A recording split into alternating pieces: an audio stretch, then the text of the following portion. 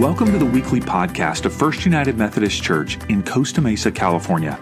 Founded in 1912, the church gathers on Sundays at 10 a.m., and we invite you to join us anytime.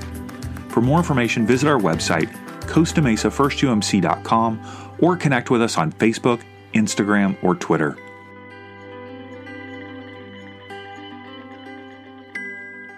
Well, we are in the midst of a series called Reformation,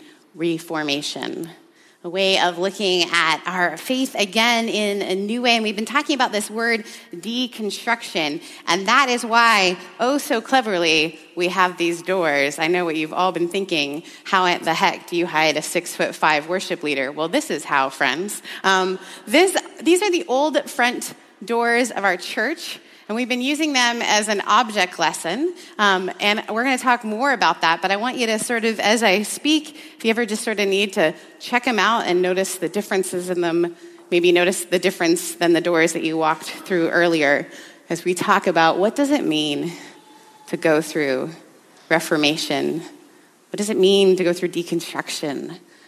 Why are you here? That's my question for today. So let us pray. God, as always, would simply the words of my mouth and the meditations of all of our hearts here together in this space be acceptable to you, because God, you are our rock and our Redeemer. Amen. Well, I'm going to have to backtrack a little bit to explain how the heck we got to this worship series. And I want to make sure that as we enter in this series together, however you are, if you're hopping in online or if you're here in the room and that you're like, I didn't know what we were talking about, I just showed up. So I want to just give us a quick little backtrack to where we've been. But I also want to invite you, this is a 6-part series, and it really isn't one of those ones where you can just sort of only hear one of them. They all go together. Because the truth is, this idea of deconstruction, this idea of sort of what does it mean to take apart our faith and look at it, all the pieces of it. If we talk, even in this room, people are in different stages of that. Some of folks don't even know, like, I've never even heard that word. I don't even know what I would deconstruct. But we've all gone through something in our faith, a shift. Something is different. We mentioned last week that deconstruction is this idea of taking apart things, looking at them, and figuring out what they are, what's needed, what's not needed, and then realizing that it's important for us to do that. And in this room, there really are sort of two groups, and some of those groups actually overlap. And so I shared last week that for some people, they grew up going to this church, and it looks so different.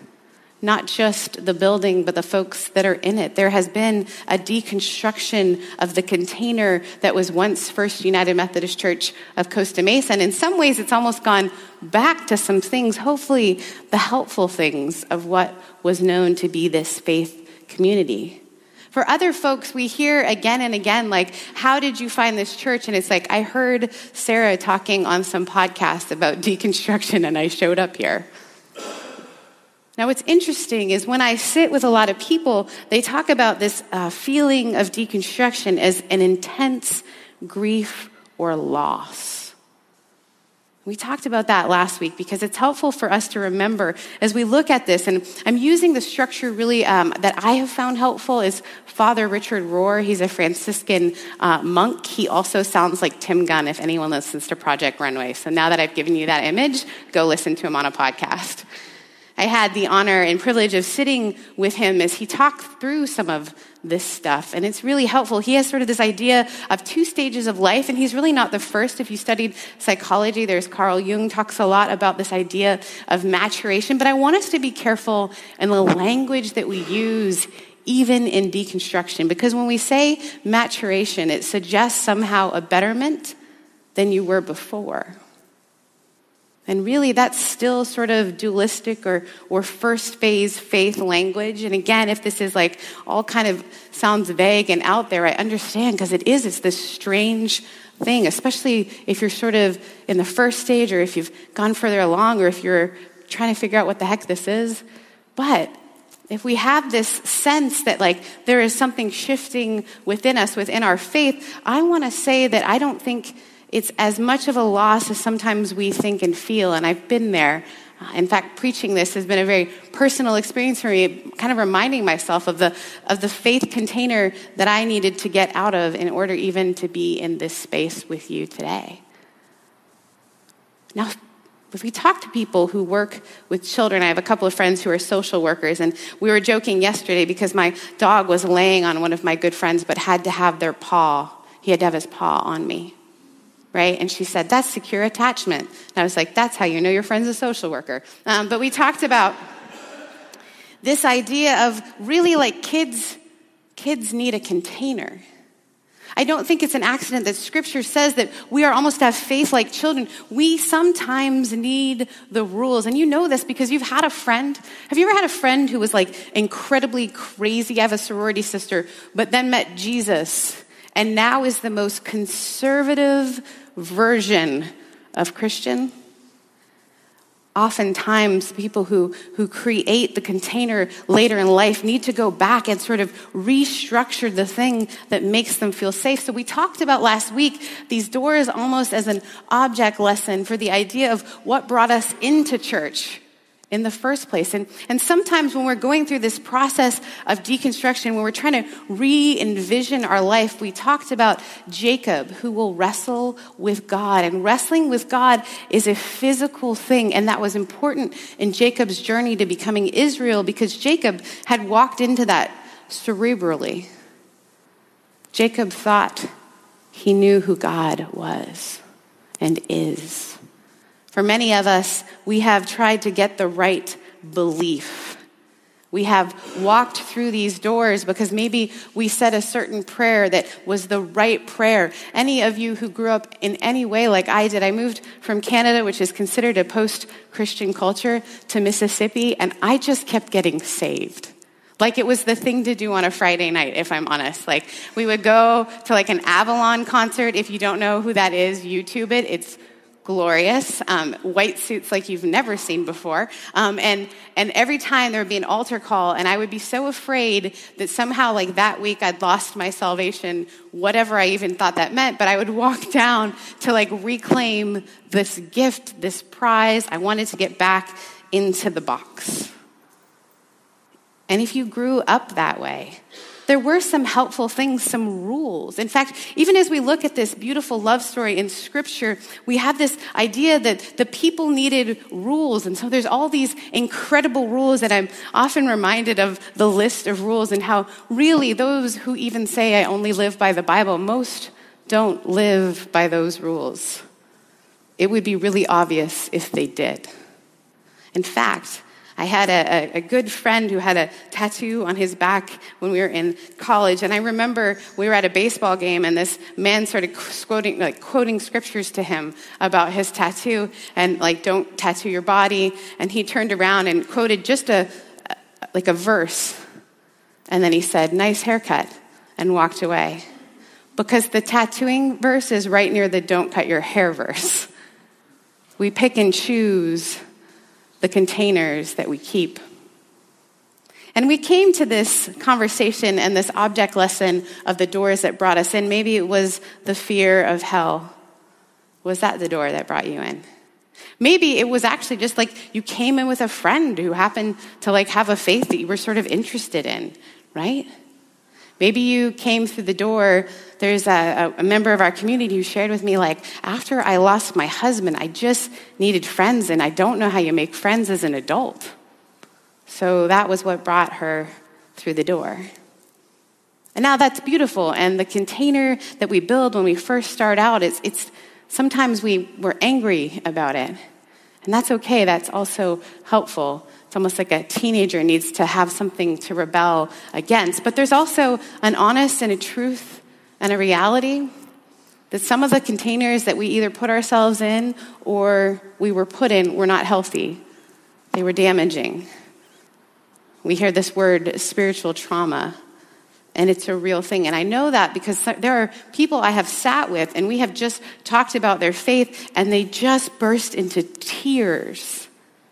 And sometimes they don't even know why. But the thing that they grew up with, the faith that they grew up with, so damaging and hurtful that they have no choice but to create a new container. So we get to this story, this idea. The first week we talked about the importance of recognizing both the good and the bad of the container. And if you didn't get a chance to do that, again, however you're going through this series, I would say, go home and think about what are the things you're actually grateful for. I asked my good friend this. I said, as you think about your faith that was really hard, what is the thing that you're grateful for? And I wasn't going to share this with you guys, but it makes me laugh, so I'm going to share it with someone. She said, I'm really glad in some ways, I know the purity culture I grew up in was really damaging, but I'm just really glad I wasn't pregnant before I got married. It's put that on your list. There are things to be grateful for, but it's also the sense maybe that you were loved. For me, moving from another country, I'm grateful for the fact that when I came to a church, I found immediate community and family, and we had shared narrative. I wouldn't have had that. I remember my first day at school. By the way, moving from Canada to Mississippi was an experience. And I moved at a time when you're really secure in yourself. I was in 9th grade. And so and I remember, guys, you can laugh at me. This is the most Canadian thing I'll ever say to you. I wore my favorite hockey jersey my first day of school. And I remember because it was, there was a female who played professional hockey. I don't know if you guys knew that. Played for a California team, Menoria, goalie. You don't need that, but just thought you'd want that. So I was wearing her jersey because it was American, and I thought, here I'm going to be thematic. And I was not at school for longer than an hour before someone said, do you dress like that because you're from Canada? Oh, in 9th grade. But the week before, I'd gone to a youth group.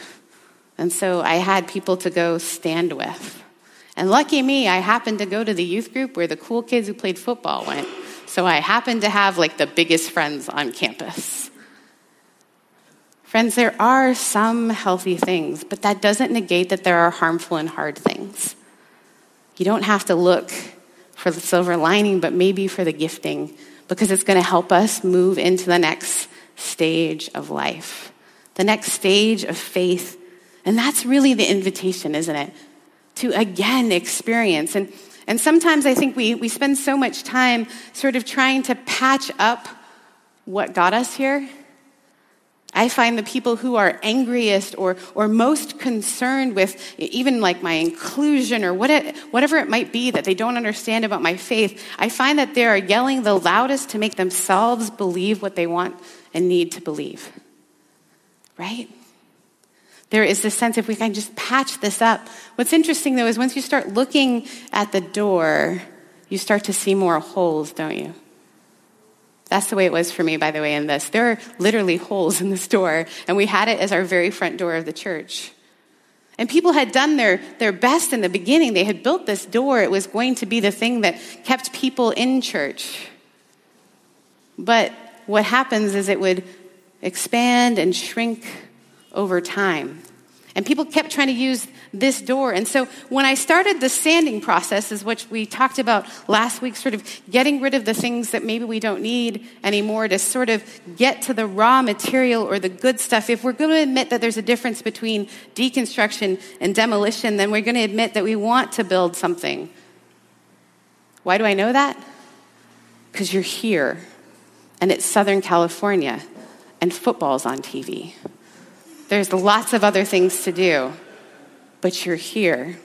So even if you're not sure, even if it's just I have no idea why I'm here, but you've started the process of trying to get back to the raw. But what I found is I started to sand this, and my friends Anita and Carol, who have, you ever think maybe I'm a little bit like the character who was come paint my fence. Several months ago, I said to Anita and Carol, let's just sand this really small, upstairs. It's just a tiny little room, and you guys could help me redo the floors. 4 days later, we were still on our hands and knees, because the truth is the way that they used to do weatherproofing, when you start to sand it, it starts making these balls, and I didn't learn my lesson the first time, so as I began to work on this, the same thing started to happen. But I felt in it a sense even about faith. And every time we work on things, any of you who have served as pastors, you know you start having like sermon experiences when you're alone doing anything. And I realized like the longer I would be on an area and just try to make it work, it would just gob. But if I would use a light hand, almost a playful hand, and sort of just lightly go over, that's what happened at the bottom. It's like it needed some room. Sometimes when we are in this process of deconstruction, it's okay for us to say, I just can't like focus too much on this area. I need to sort of play around a little bit. And that's difficult. It's difficult to lead a community like this, guys, because it means I'm not like, you need to be here every week. No, maybe there is a lightness, but you still need to be in community. So we get to this story, this incredible story in Matthew, and I really want us to notice there's some beautiful hints about what this story is about. As we talk about this call of Matthew, now it's interesting because is this the writer? And if so, why is his call story so far along? But it's because it almost fits in these stories of healing that are before and after it. But here's the story and the call of Matthew. I'm going to read it to you again. As Jesus was walking along, he saw a man called Matthew sitting at a tax booth, and he said to him, "Follow me." And he got up and followed him. That's like, I wish, like if I was like, hey, you should join my church, and then people come, it always weirds me out. But there is something that we might miss if we only look at this in the language and the translation. We might miss that when he says, and he got up, it's the same language as and he was resurrected, or he experienced new life. Following Jesus for him is going to be a death and resurrection because he is walking away from what he once knew, the tax booth. Now what's interesting is there are these people, these Pharisees, and we always like give Pharisees a bad name, right? Again, I think sometimes like we hate the thing that we see in ourselves the most, right? So as Christians, we're like, those Pharisees, who would ever say you could only use one book and you had to use it right? Us, right? And so there is this sense where the Pharisees are really a storytelling way of us seeing ourselves in the story. So here is Jesus, and he's sort of got this old framework for who is in and who is out. And he's sort of sanding it away and saying like, no, like these are the people that I want to eat a meal with. And also I want us to notice that following him meant going back to his own house and spending time experiencing and giving hospitality. Isn't that interesting? He almost has to go back to where he was from. Sometimes that's what deconstruction looks like, and we're going to talk about that in a couple of weeks, but I want to put a pin in that for us. So here come the Pharisees. They're the ones who notice, hey, this isn't right. They're the rule followers, and we talked about rule followers.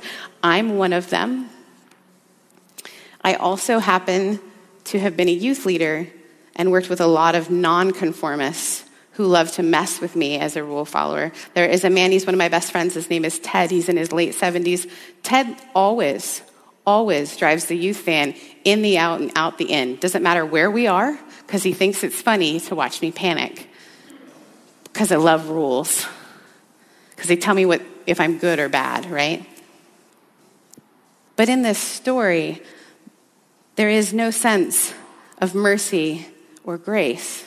Like, why are you hanging out with these people? And I love the image that Jesus gives them. He says, I want you to notice that I didn't come for those of you who think you are well. You almost need to feel a little bit like there is a reason or a sickness or kind of like a sense. And it's not saying that like all of us are broken, but it's more like I want to be present to those who are aware that there is something that they want to move beyond and through. You guys think you've already got it. And if we talk about this first and second idea of life, first, people who are in that first stage often are just in the thou shalt nots. They're stuck there.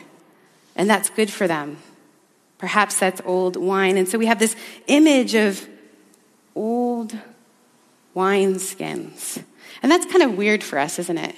Like we don't really have, I was talking to my friend Michael over there, and I was like, what do we have like as an example of like old wine skins trying to put new wine in, and what happens, it's so stretched, it explodes. Well, wine doesn't stay on our shelf long enough in California for that to happen, or maybe that's just my home. But there are things like, think about the kids who just went back to school last week. Teachers, did you see anyone who was trying to wear the pants from the year before?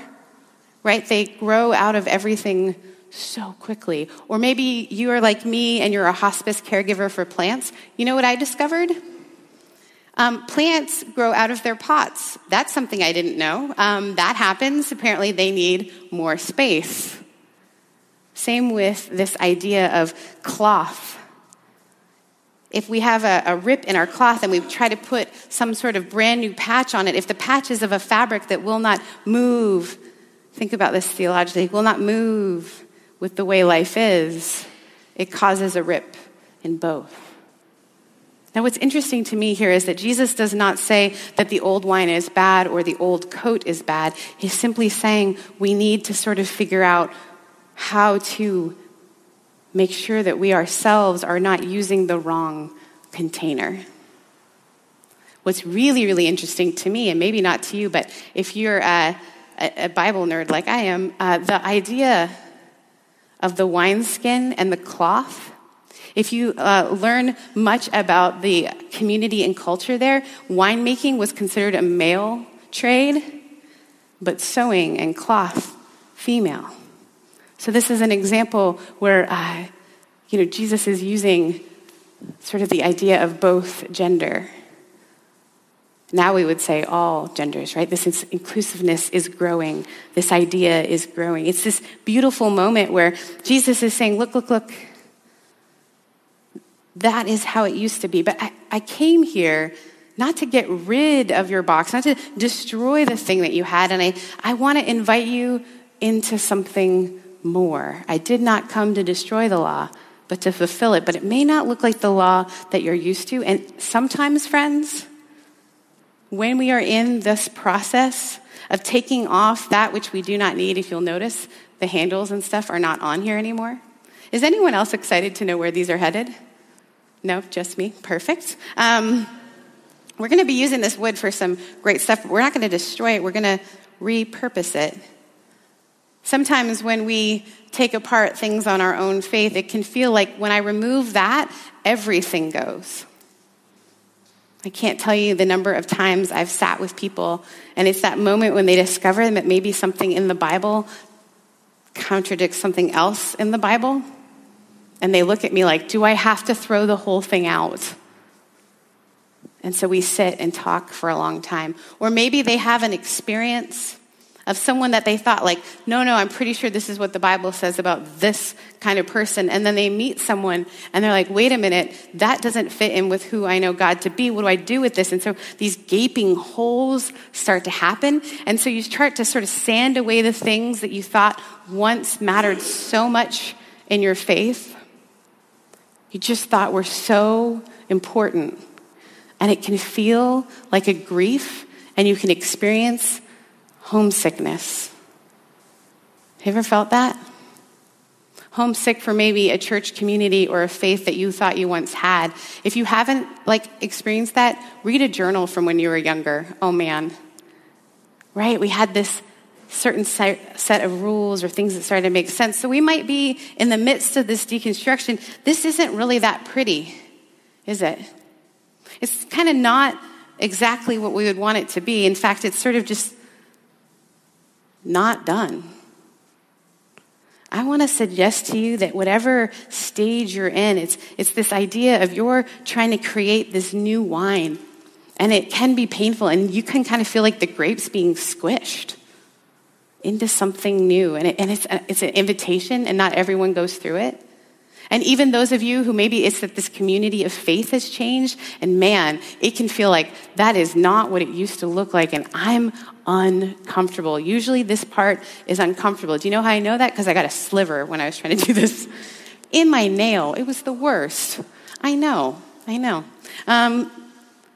as I was working on this and thinking through this, I thought about how much more these doors mean to me when I sit and I take the things off that don't exactly work for what we're going to turn them into. I pulled off, by the way, I wish it's good that sometimes my Amy, who's amazing, is here when I'm doing this, because even if she's not here, I talk to myself during this process. My best guy friend happened to be in town, and he was also here in the sanctuary. And I was so proud of myself for figuring out how to pull this door thing, which I probably could have found out on YouTube. But on the bottom of it, it said the piece was built in 1915. This metal piece. I'm like, oh, I can't throw that out. What am I going to do with this? And you start to kind of get creative. Again, it's this playfulness. And I would suggest that it's this idea that Jesus is trying to invite the Pharisees into, trying to invite us into, trying to allow us to sort of become unfamiliar so that we can fall in love again. What is new that can be built in our faith?